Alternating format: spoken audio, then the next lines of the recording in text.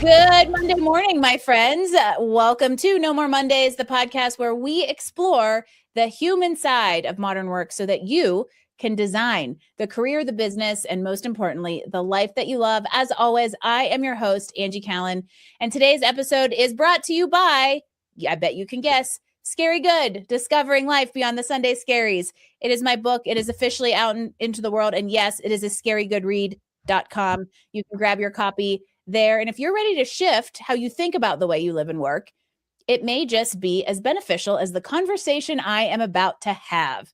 Today, I am joined by Kent Murawski. He is a performance and leadership coach who works with high-achieving CEOs and business owners to help us grow our businesses without sacrificing the things that matter most, including ourselves and our sanity. Sound familiar or like something you've put at risk before? I bet. Kent has really unique background and experience. He's a business coach, but he's got the heart of a guide. He blends strategy and soul to help people like me step out of the constant hustle mode and into intentional leadership. He is the creator of the REST assessment, and REST is going to be something we talk about today. And that helps leaders identify where they are on the burnout scale. I don't even know if you want to have that awareness, but you're going to need to. But even more importantly, what to do about it. So today we are digging into why rest and resilience are requirements of leadership, not just nice to have. So without further ado, Kent, welcome to No More Mondays. Thanks, Angie. It's so good to be with you. And I've been looking forward to this. I see you have some friends of mine on here too. Robert Fakui was on last week. And I just want to also say congratulations on your new book, Scary Good. It's so exciting. Thank you. And I know you're not too far behind. There's a little teaser we'll leave as a breadcrumb for everybody out there. Also, because this is a show where we celebrate humans, a little bird named Kent mentioned to me that I need to tell you happy birthday. Thanks, Angie. I appreciate it. How fun is that to have a podcast come out on your birthday? It's a really great way to celebrate you as a human and also all the work that I think you and I share in helping humans and leaders and business owners live better lives, which brings us to this topic of why rest and recovery is actually part of high performance. And I think a lot of people, this is really common. I talk about this in my book, actually. We see rest as a reward we have to earn instead of a requirement that actually helps us perform and be better. And I'm curious on your perspective on this and how you also figured this out. Yeah, I listened to a couple episodes and I heard you talking about that and I thought it was so insightful. Yeah, we treat rest like it's a reward. We treat it like I'll rest when I hit this certain point. And what I found is the best leaders are actually rested leaders. Mm-hmm. So if we can get that rhythm down of rest, and we can talk about this too if you want, but people have a misconception of what rest is in the first place. But yeah, if we treat it like an after effect, we'll never get there. All right. So we've got to talk about it. Debunk the myth of rest. Yeah. So I think a lot of high performance people, high achievers, leaders, overachievers, high capacity people, whatever you want to call them, people that are ambitious, they often either say, I don't know how to rest, or they say, I don't know what rest is. And so they assume that rest is inactivity. But what I found is rest is actually not all the time, but many times activities that replenish rather than inactivity. Oh, sorority snap. There are 7 types of rest. Bet you all didn't know that out there. Yes, we think about the ones that we think about, I think primarily are like tired sleep rest and then like overstimulated rest. But there is creative rest, there's spiritual rest. There is, I need to go out and put my feet in the grass rest. There are all these different types of rest that I also agree aren't just about not doing, but potentially doing something that fills the cup. Yes, absolutely. And the hard part is we often have to go through difficulties to find that out. So for me, it began when I was 27 and I had a fall down on the floor, nervous breakdown, literally. I was a young leader. I was working full time. I was also in leadership at my church, leading multiple ministries through that. And I remember very poignantly, I was headed to a conference that weekend. And instead of going to the conference, I fell down on the floor, balled up like a baby and cried for about 2 hours. I had no idea what was happening. And at the end of that, it took me 2 or 3 months to climb out. I realized Mm, it wasn't even that I was doing way too much. I was doing way too many of the wrong things that weren't in my yeah. giftedness and my strengths and my, what Gay Hendricks calls your zone of genius. Yeah. And so basically it's like a giant out of alignment, and you're doing so much of the wrong things that then you don't have time to do any of the right things, which means you're never actually replenishing, you're That's right. only depleting. That's right. So I Yeah. like to frame them, I have what I call, what came out of that, and 20 years of practicing it was what I call my rhythms of rest framework. So I say there's more than 4 types of rest, but I classify them this way: REST. So R stands for relational rhythms, E Mm, stands for emotional and mental rhythms, S stands for spiritual rhythms, and that could be either faith or a robust philosophy of life. And then yep. T stands for your tangible rhythms: your eat, sleep, exercise, your work, and your finances. Ooh, that's good. And the 7 types are all in there, right? They're It's all just in. categorized in a way that's easier to remember, Yes. because now I will probably remember them, because I looked them up for somebody the other day because I couldn't really remember them. And here's what I think is really interesting. Cherise Sauer's been on the podcast recently, and she comes out of a sports psychology background, Mhm. and she and I got into a conversation about like if we actually think about athlete performance and rest. Yeah, And we were talking before we started recording, Kent and I, about the Olympics just kind of ending, and how Sattva mattresses were a sponsor and had all these Tara Lipinski talking about how important it is to sleep. But really, this idea of rest needs to go into the bigger rhythm, because it is actually a very important component to like performance and training, whether you're an Olympic athlete or you're going to Olympics in the boardroom, right? absolutely. I'm glad you brought that up, and feel free to stop me because I can talk. I'm not a hugely into sports, but I can talk on the performance aspect of that a lot. So I'll just give you one story. Roger Bannister, many of us know him as the guy who broke the 4-minute mile, right? Yep. Well, he missed on that 4-minute mile, and he was going to go for it again. And instead of training harder, about 3 weeks before the race, he actually decided to stop training. He and some friends went hiking for 2 weeks. And he said it was one of the most restful times of his life. Worked a different muscle, just didn't relax, did all that. Came back a week before the race, still didn't start training, took some more rest, and then a couple days before the race started some light training, and that led to him breaking the 4-minute mile.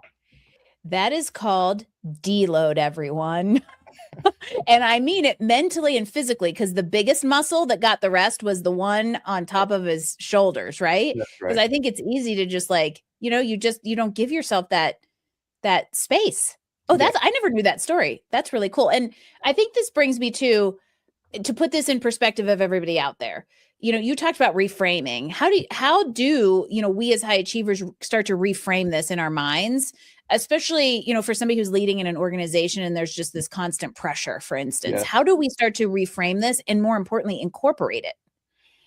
Yeah, I think there needs to be sort of that paradigm shifting moment when we realize that, again, rest isn't something we earn. I'll give you a story. Maybe this will help put it into perspective.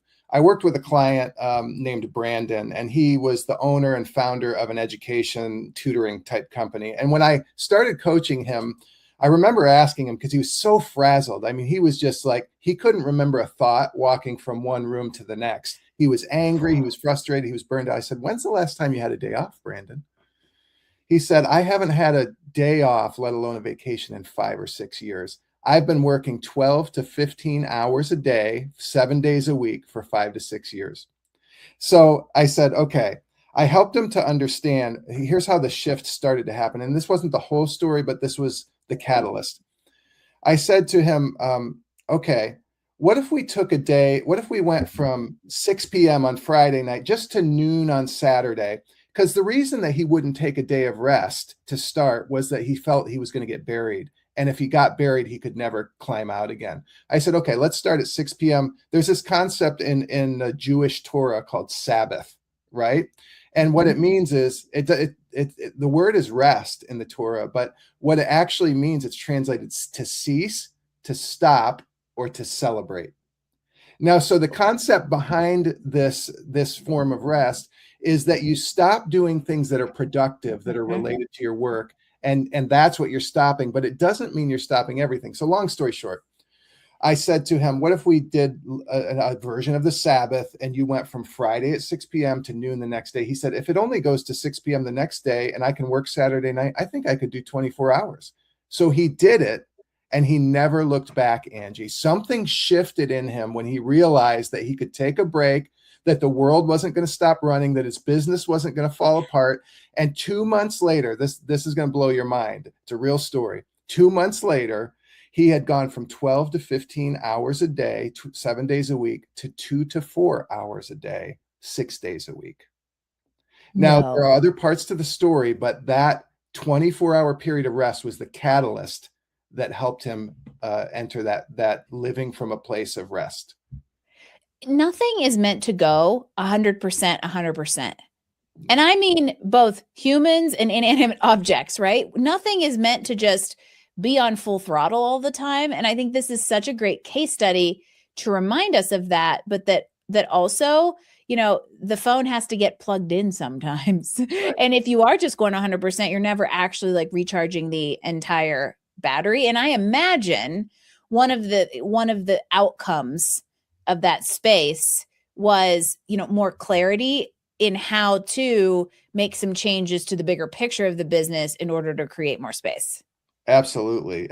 And just to continue on his story, because I had a chat, we're done coaching, but I had a chat with him about last week on Thursday. He's down to an hour a day. Now he's made some great hires. He has a manager, but he's doing things he's always wanted to do, like he's writing a book. He started a podcast. So the funny thing about this, though, Angie, is that rhythms, if you think about it, rhythms are kind of sewn into the foundation of the world. If you think of how waves work, there's a certain cadence to how they crash and how they come back. If you think about the sun rises and it sets, birds, they are here, and when it's warm, they migrate. There's rhythm built into the whole world. And even this 7-day week that we have, where we got this idea of taking a day or two off, it's kind of sewn into the fabric of the world. And I'll just be honest, we're stupid if we don't listen to it. As also, that whole 7-day thing that's sewn into the rhythm of the world is dumb too. Ask Finland. Happiest people on earth don't work on Fridays. Would love to see that movement continue because I have adopted it.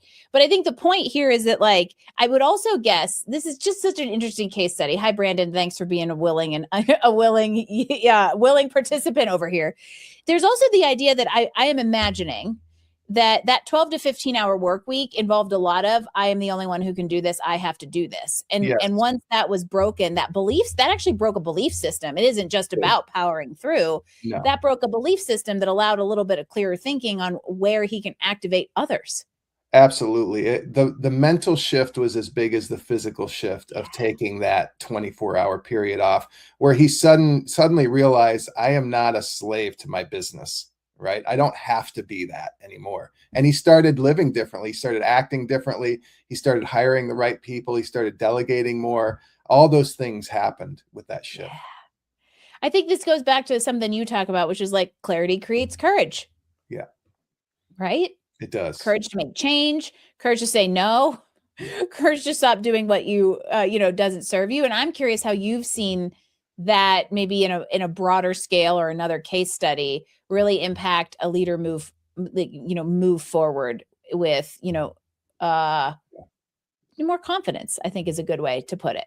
As far as the clarity part? Yeah. How does that, let's connect dots. How does rest create clarity, create courage? We've given some case studies, but let's bring it all together into I think a general umbrella.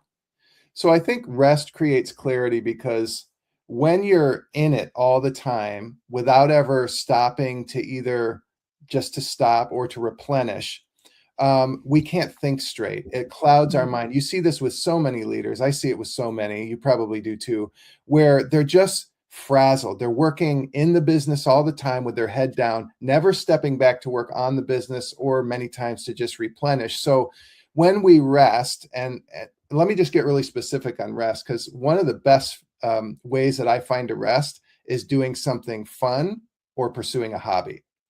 So, Mhm. when there was many years ago, I was having this leadership challenge in an organization I was leading where there was a young leader that I had mentored and trained. He was a part of the leadership team at this organization, and we were having a significant disagreement on one of the core values or tenets of the organization. So we took time to work it out. We took time to talk about it. This was like a year process. We treated it slow because it wasn't a make or break deal in the beginning. Finally, it got to the point where we could not reconcile. And he ended up stepping down. It wasn't mandated, but leaving the organization as well. I was emotionally spent. I was so exhausted. And emotional depletion is something like you just don't know always how to replenish. The physical, you might need to eat better, sleep better, Yep. whatever. Relational, you need connections that are life-giving. The spiritual, those are easier to figure out, though they're not always simple. But emotional depletion, I just couldn't figure it out. So I retreated where a lot of men retreat. I went out to the garage every night and I started refinishing different pieces of furniture in our house. I think I refinished every piece of furniture over the next 3 to 4 months. But what I found was I suddenly started to feel replenished again. There was a rabbi and philosopher, Abraham Heschel. He wrote a famous book called The Sabbath. And he said this: if you work with your hands, Sabbath Yeah. with your mind. If you work with your mind, Sabbath with your hands. Oh, So that's it genius. is genius. And when we rest, it creates a new clarity. And then you talked about clarity to courage. I think once we have the clarity, we have the headspace and we have the physical energy to start to make courageous decisions that we didn't have when we were Yeah. so frazzled and depleted before.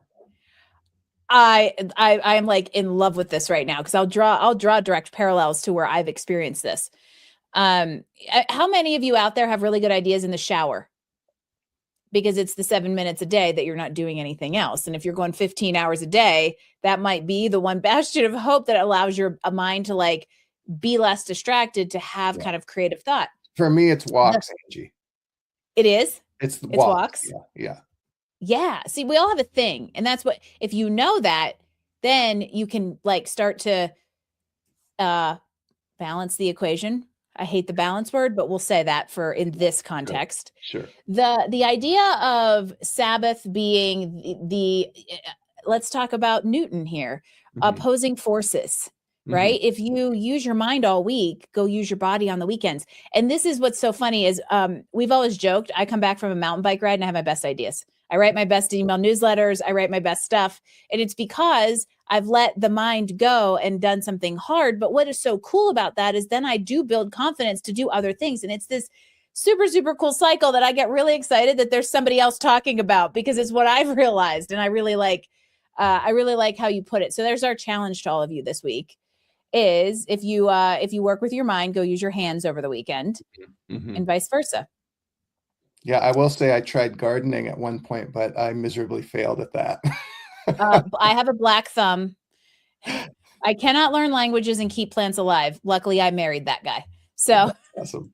we have a plentiful garden that I can in the summer that I take absolutely no responsibility for. Lovely. And I had to keep it alive for 1 week last summer. And it was like the most traumatizing week of my life. ChatGPT and I talked for 7 hours about every single plant in that garden so I could figure out what to do with it. That's perfect. Well, yeah, no, you're right, Angie. Like we have to find different ways of rest that aren't using the active way that we work all week. I'll give you some examples. Playing guitar is one for me. Reading on the weekends, I don't read productivity and business books most of the time. I read fiction and I read poetry. Skiing, biking, golf, outdoor activities, you name it. But just figure out, stop your productivity and do something different. Yes. And I think this is a really good kickoff to think about, as leaders, whether it's companies, whether it's in, a company as an employee, there is a lot to think about. I think it's more complex now than it's been ever. It's evolving quickly. There's lots to think about. We wear more hats now than we ever did before. And so I think as we think about that environment and that ecosystem and the difficulty we often can have because of that to incorporate rest, we start to now think of some ideas and where it can come in to play and where we can control where we introduce it. Yes. And so I'm curious, like, how do you coach people into this? Yeah, well, I like to say there's two places to start. You mentioned my rest assessment earlier. It's an assessment that shows you where you are on the burnout scale from thriving to critical, and then gives you some next steps to take depending on where you are.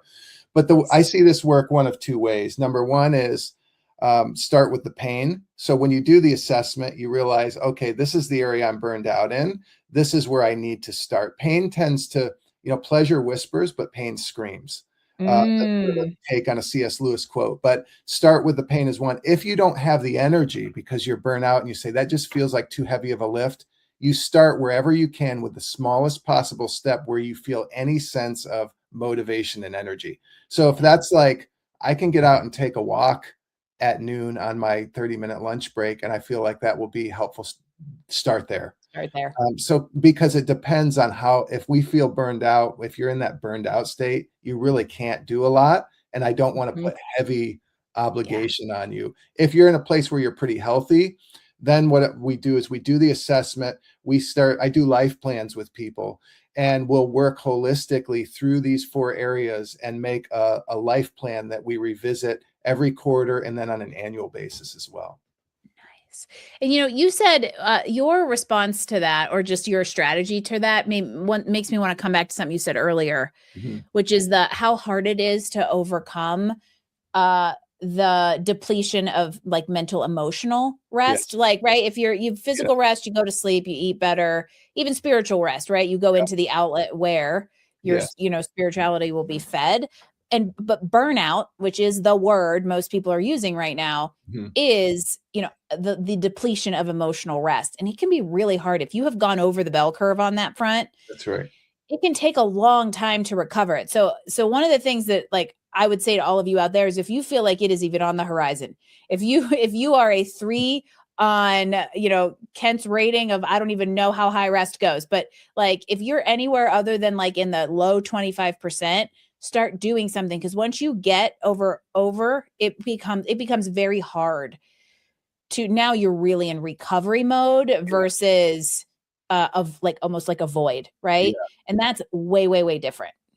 Well, it's a little bit of a paradox because first of all, when you think of the word rest, you want to, or if you're burned out, you want to start doing something, but the answer is counterintuitive. You actually need to do what the word Sabbath means and stop things first. And so what I would suggest people do if they feel burned out, like and this is the other problem, you often don't know how burned out you are. You're further along than you think. Yep. And so what I would advise people to do if they're feeling just really heavy, overwhelmed, burned out, is just do a little bit of an evaluation on the things you're doing, and then ask what things can I begin to cut out? And that's where you start, not by adding things, not by doing more things, but by looking at all that you're doing and saying, oh, I'm doing way too much. I can cut this, and this. And then I'll start thinking about adding, replenishing things after I do that. Yeah. In a way, it's like you got to stop the bleeding. That's right. Because, if you're bleeding and they start to give you blood, guess where it's going? Yeah.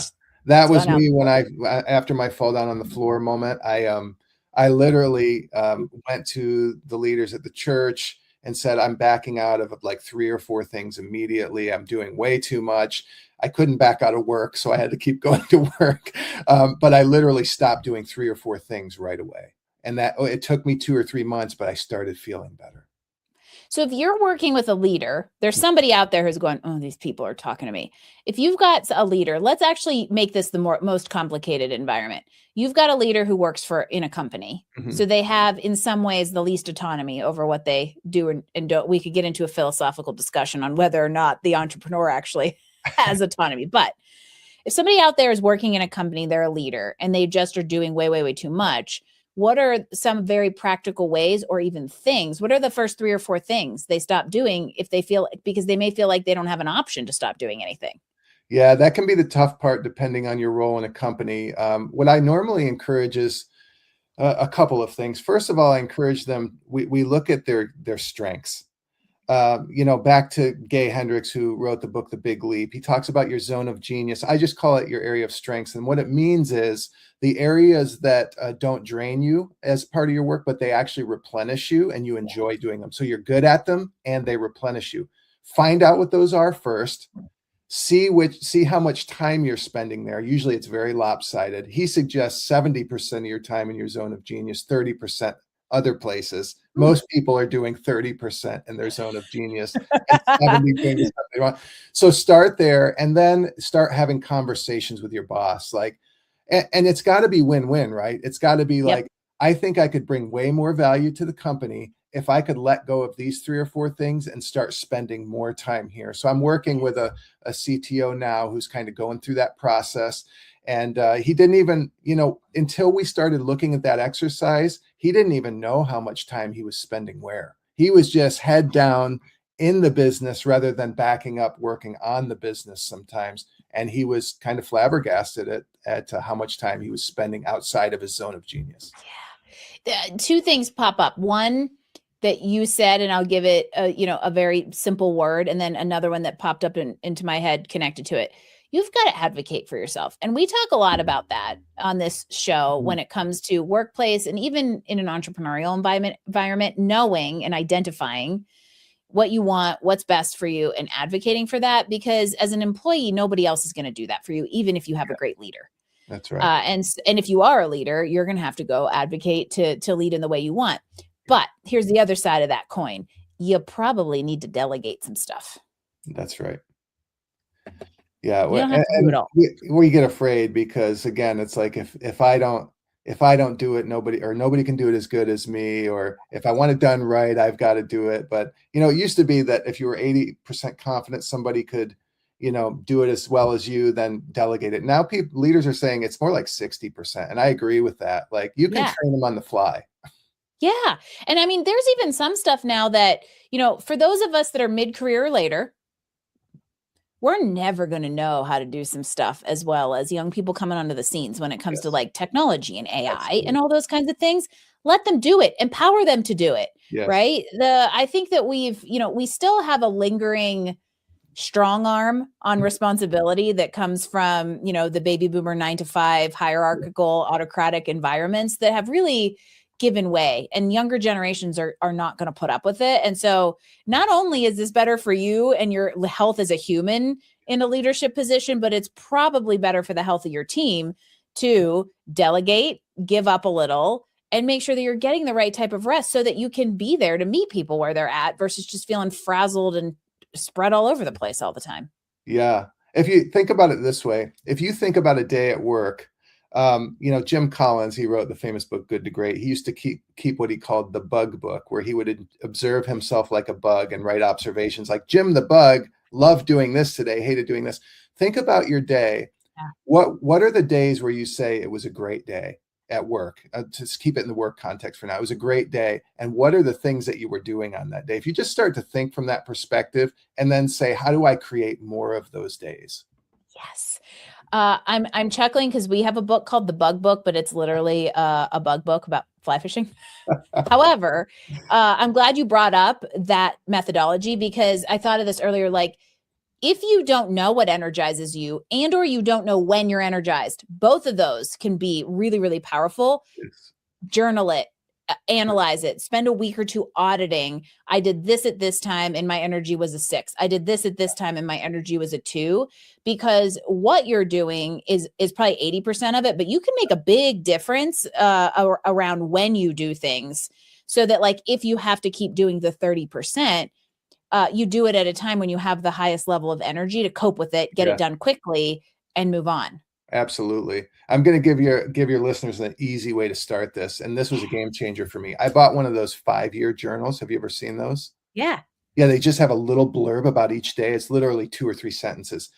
And I started writing in it. And often it was about my day, a lot of times about work, family, other stuff. But I went back and I read it recently because I'm on year 3. I just read this year's, and I noticed every day that said it was a great day, there were 3 or 4 things that I did that day. And so I was able to pinpoint those life-giving things even more so and say, how do I have more of these days? I love it.